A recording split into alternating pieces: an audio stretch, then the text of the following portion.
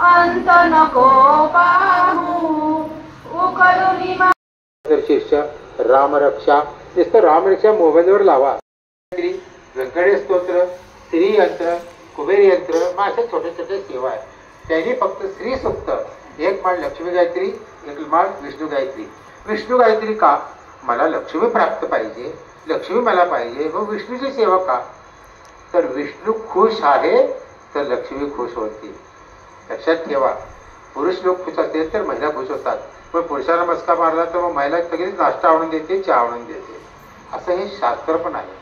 त्यासाठी विष्णूची सेवा, विष्णू गायत्री मंत्र करून, लक्ष्मी गायत्री मंत्र करून, मग लक्ष्मी प्राप्ती, लक्ष्मी स्थिर राहण्यासाठी अशा छोट्या छोट्या सेवा, श्री सुक्त आहे, सिद्ध कुंजिका स्तोत्र आहे, या सेवा करायच्या. त्यानंतर अशा बऱ्याच गोष्टी, घरामध्ये काही प्रॉब्लेम आहे, वास्तुशास्त्राप्रमाणे घर नाहीये, त्यात आपण तुम्हाला सांगतात, तुम्ही गुरुचरित्र पारायण वर्षातून एक वेळा जर घरात केलं, वास्तु दोष जरी असलं तर तो त्याचं निराकरण होते, परिहार होतोय त्याचा. ते करायचं. एक वर्षातून एक पारायण करा.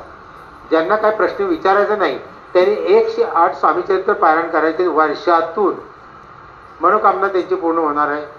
स्वामी समर्थांनी अधिष्ठानाकडे सांगतो.